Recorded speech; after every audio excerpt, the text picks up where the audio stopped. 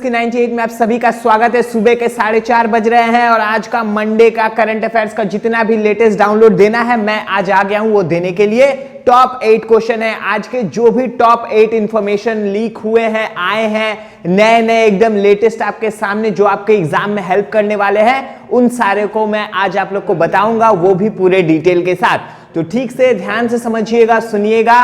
और इस क्लास का पीडीएफ आप लोग रिवीजन के तौर पर डाउनलोड कर सकते हैं हमारे वेबसाइट पर, जो कि है successki98.in।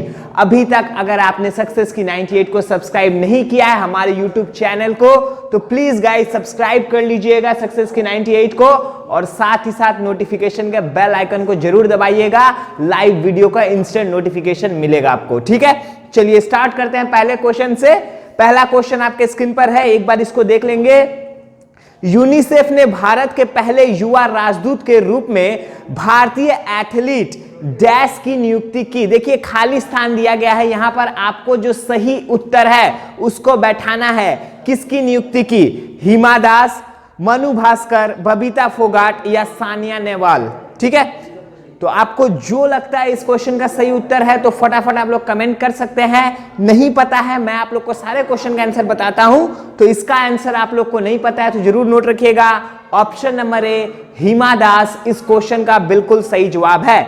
यूनिसेफ ने भारत के पहले युवा राजदूत के रूप में भारतीय एथलीट हिमा दास की नियुक्ति की। ठीक है, तो खाली स्थान भर चुका है। ऑप्शन नंबर ए इसका बिल्कुल सही जवाब है।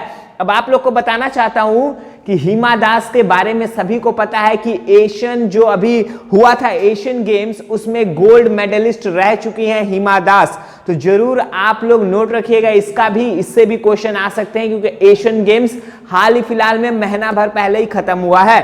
साथ ही साथ यूनिसेफ का फुल फॉर्म, यहां पर यूनिसेफ से क्वेश्चन है तो आप लोग को नोट करना है, जो कि है United Nations children's fund. UNICEF का फुल फॉर्म क्या है guys? United Nation children's fund. तो इसको जरूर नोट रखिएगा आप लोग, बहुत सारे यूनिसेफ से क्वेश्चन आते हैं, फुल फॉर्म आप लोग को जरूर पता होना चाहिए। साथ ही साथ इसका हेडक्वार्टर कहां पर है? तो यूनिसेफ का हेडक्वार्टर आता है हमारा न्यूयॉर्क में। न्यूयॉर्क में है हेडक्वार्टर यूनिसेफ का। तो ये पहले क्वेश्चन से ये सारे डिटेल्स थे जिसका आप लोग को अच्छे से याद रखना है डाउनलोड लेकर। ठीक है गाइस, चलिए आगे बढ़ेंगे अब दूसरे क्वेश्चन पे जल्दी से। दूसरा क्वेश्चन आपके स्क्रीन पर आ गया है, एक बार इसको पढ़ लीजिए आराम से। देखिए दूसरा क्वेश्चन क्या बोल रहा है, किस राज्य में सेकंड मेगा फूड पार्क उद्घाटन किया गया है? ठीक है, कौन से राज्य में सेकंड मेगा फूड पार्क का उद्घाटन किया गया है? मतलब क्या उस राज्य में पहले से ही एक मेगा फूड पार्क है, तो आपको उस राज्य का नाम बताना है। वेस्ट बंगाल है, उत्तर प्रदेश है, महाराष्ट्र है या फिर सिक्किम है। तो इसका सही जवाब मैं आप लोग को दूंगा। इसका सही जवाब है option number C, Maharashtra. Option number C जो दिख रहा है आपको, महाराष्ट्र, इसका बिल्कुल सही जवाब है। और ये जो दूसरा मेगा फूड पार्क बना है महाराष्ट्र के अंदर, ये इनॉग्रेट हुआ या इसका उद्घाटन हुआ है 16 नवंबर को। ठीक है, तो आप लोग नोट रखिएगा, 16 नवंबर को इस सेकंड मेगा फूड पार्क का उद्घाटन किया गया है महाराष्ट्र में। साथ ही साथ आपको और बताना चाहूंगा कि देखिए ये सेकंड की बात कर रहे हैं, पहला कौन सा है ये आप लोग को याद रखना बहुत ही ज्यादा जरूरी है। तो पहला महाराष्ट्र स्टेट के अंदर ही है, जो कि पड़ता है कहां पर? सतारा में। सतारा डिस्ट्रिक्ट में पड़ता है ये। तो आप लोग इसका नोट रखिएगा, सतारा डिस्ट्रिक्ट में पड़ता है पहला मेगा फूड पार्क। और ये जो दूसरा बना है ये कहां पर है गाइज? ये है औरंगाबाद में, महाराष्ट्र के अंदर ही। महाराष्ट्र में जो औरंगाबाद है, ठीक है, तो ये पहला है हमारा मेगा फूड पार्क महाराष्ट्र में, दूसरा है औरंगाबाद में, दोनों ही महाराष्ट्र में है, इसलिए इसको बोला गया है सेकंड मेगा फूड पार्क किस राज्य में खुला है? तो महाराष्ट्र है। तो ये सारा डिटेल आप लोग को शायद ढूंढने में बहुत ही ज्यादा टाइम लगेगा। मैंने सब कुछ रेडी करके लाया सिर्फ आप लोग के लिए। आप लोग अच्छे से क्लास को समझिए। क्वेश्चन 8 है, 10 से 15 सेकंड एक क्वेश्चन में ज्यादा लग रहे हैं, लेकिन ईच एंड एवरी डिटेल आप लोग का क्लियर हो रहा है यहां पर। ठीक है गाइस, चलिए आगे बढ़ेंगे। तीसरा क्वेश्चन को ला देता हूं स्क्रीन पे जल्दी से, आप लोग इसको पढ़िएगा, तब तक इसको मिटा देता हूं। जी हाँ, चलिए तीसरे क्वेश्चन को देख लेते हैं। श्री रामायण एक्सप्रेस किस रेलवे स्टेशन से ध्वजित किया गया? देखिए, रामायण एक्सप्रेस नया एक ट्रेन खोला गया है जो कि भगवान श्री राम के जनजीवन पर, जहां जो जो जगह पर वो रहते थे, उन्होंने कुछ काम किया, कुछ काम किए, जहां जहां वो गए हैं अपने जीवनी में, वो सारे जगहों पर होकर ये ट्रेन गुजरेगी, इसलिए इसका नाम दिया गया है श्री रामायण एक्सप्रेस। तो ये किस रेलवे स्टेशन से ध्वजित किया गया है या स्टार्ट किया गया है? तो दिल्ली से, हावड़ा से, वाराणसी से या फिर प्रयागराज से? तो इसका सही जवाब है ऑप्शन नंबर ए, दिल्ली से। ठीक है, तो दिल्ली से इसका उद्घाटन किया गया है, इसको ध्वजित किया गया है।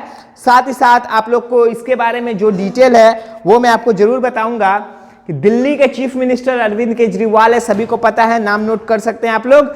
इस ट्रेन में 800 सीट है गाइस। ठीक है, 800 सीट है इस रामायण एक्सप्रेस में, जो कि दिल्ली से लेकर इसका लास्ट स्टॉपेज जो होगा वो होगा रामेश्वरम।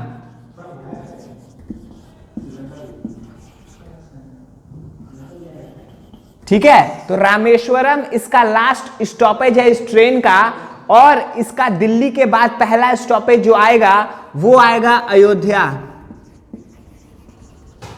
ठीक है, तो श्री राम के जीवनी के ऊपर ये ट्रेन खोला गया है। पूरा जहां जहां उनके बारे में उनके कर्म है वो सारे जगहों को ये कवर करने वाला है। साथ ही साथ आपको एक इंपॉर्टेंट चीज बताऊंगा कि रामेश्वरम में ही इस ट्रेन का फाइनल रूट है, लेकिन यहां से एक स्पेशल पैकेज दिया जा रहा है। जो भी टूरिस्ट श्री राम के जीवन के बारे में पूरा जानने चाहते हैं, वहां से एक पैकेज दिया जा रहा है टूरिस्ट को, जो कि श्रीलंका तक जाएगा। 5 दिन का टूर है रामेश्वरम से चेन्नई टू श्रीलंका का। ठीक है, तो ये सारा चीज कवर किया गया है दिल्ली से पूरा श्रीलंका तक, और ट्रेन बाय ट्रेन आप लोग रामेश्वरम तक सफर कर सकते हैं रामायण एक्सप्रेस में। ठीक है गाइस, तो ये सारा डिटेल आप लोग को याद रखना है, नोट रखना है।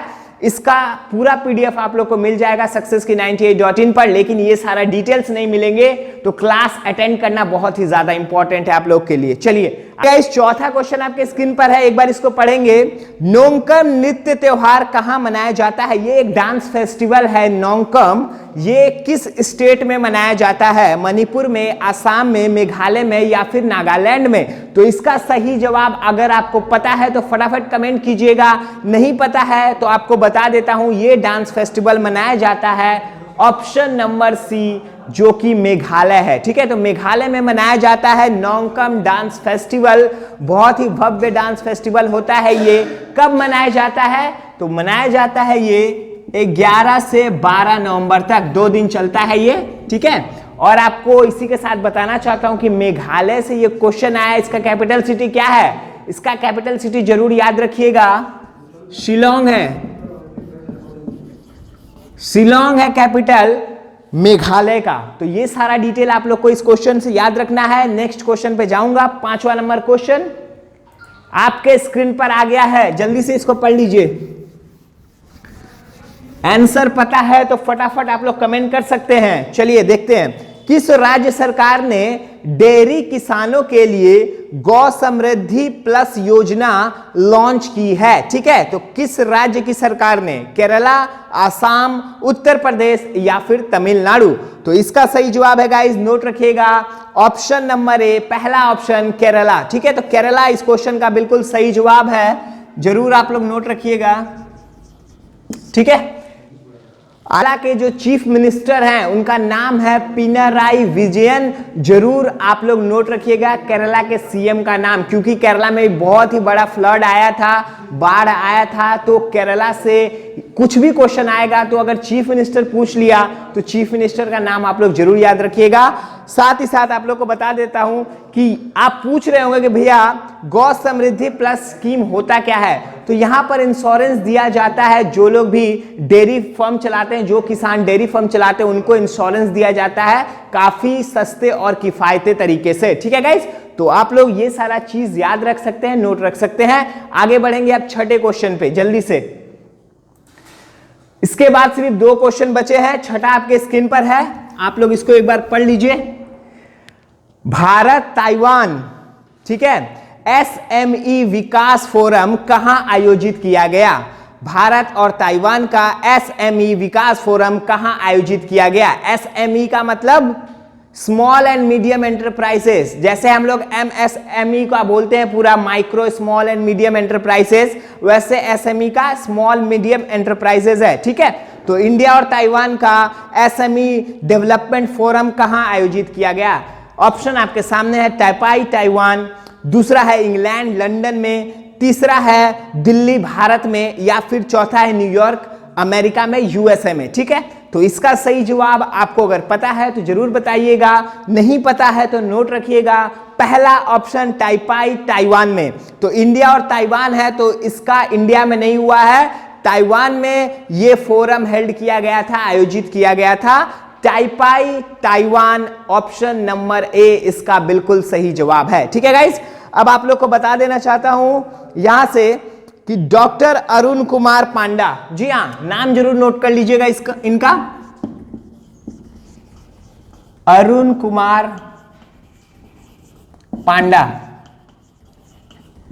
ठीक है, इनका नाम अब क्यों बता रहा हूं आप लोगों को, सबसे पहले बता देना चाहता हूं कि एमएसएमई आप लोग सभी जानते होंगे, micro small and medium enterprises, इसके सेक्रेटरी है ये डॉक्टर अरुण कुमार पांडा, जिन्होंने इस जो ये डेलीगेशन था इनको लीड किया था इन्होंने ही।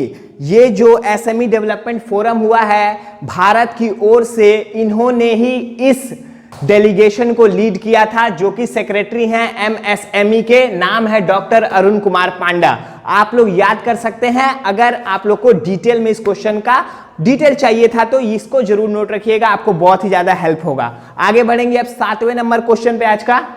चलिए, आपके स्क्रीन पर है, पढ़ लीजिए जल्दी से। देख लेंगे किस बैंक ने नेक्स्ट क्रेडिट कार्ड नामक भारत का पहला इंटरैक्टिव क्रेडिट कार्ड लॉन्च किया है। तो इंटरैक्टिव क्रेडिट कार्ड क्या होता है भैया, आप लोग पूछ रहे होंगे। तो सबसे पहले आप लोग को बता देना चाहता हूं कि ये जो लॉन्च किया गया है, इसका पहले उत्तर जान लीजिए। Option number B, IndusInd Bank ने इसको लॉन्च किया है। ठीक है, तो इंडसइंड बैंक द्वारा एक next credit card, interactive credit card launch किया गया है, जहां पर आप लोग को 3 बटन कार्ड में ही दिए जाएंगे।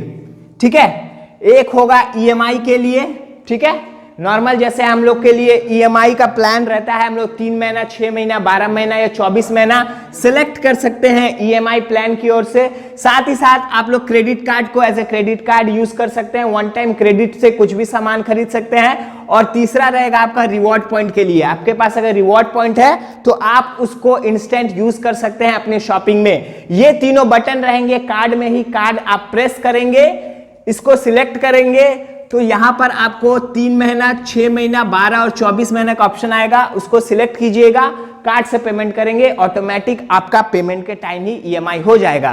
क्रेडिट कैसे लेना है सभी को पता है, वन टाइम हम लोग कार्ड देते हैं, पिन देते हैं, परचेस कर सकते हैं। रिवॉर्ड्स में भी दबाकर अगर आप कार्ड से परचेस करेंगे तो आपके रिवॉर्ड पॉइंट्स अगर रहेंगे तो वहां से आपका पेमेंट हो जाएगा। तो ये फैसिलिटी के साथ भारत का पहला इंटरैक्टिव क्रेडिट कार्ड लॉन्च किया है इंडसइंड बैंक ने। आप लोग जरूर इसका पूरा डिटेल रखिएगा। ठीक है गाइज, आगे बढ़ेंगे आज के लास्ट क्वेश्चन पे, जो कि हमारा 8वां नंबर क्वेश्चन है।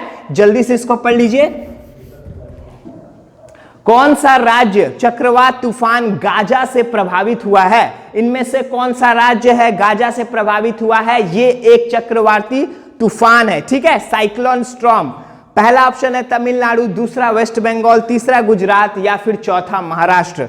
ऑप्शन इसका सही जवाब जो है वो है पहला, तमिलनाडु। ठीक है, तो तमिलनाडु जो है गाजा तूफान से प्रभावित हुआ है। आप लोग जरूर नोट रखिएगा इसका। ठीक है गाइस, अब आप लोग को बता दूंगा कि गाजा तूफान आया कब था तमिलनाडु में, तो 16 नवंबर को आया था, 2018 में ही तमिलनाडु में आया था ये। तो ये सारा चीज आपको नोट रखना है। आशा करता हूं कि आज का ये टॉप 8 क्वेश्चन आपको बहुत ही ज्यादा हेल्प करेगा आपके आने वाले एग्जाम्स में। तो जरूर क्लास को अटेंड कीजिए। Each and every doubt, each and every topic से मैं क्लियर करने का कोशिश करता हूं। क्लास को जरूर अटेंड कीजिएगा आप लोग।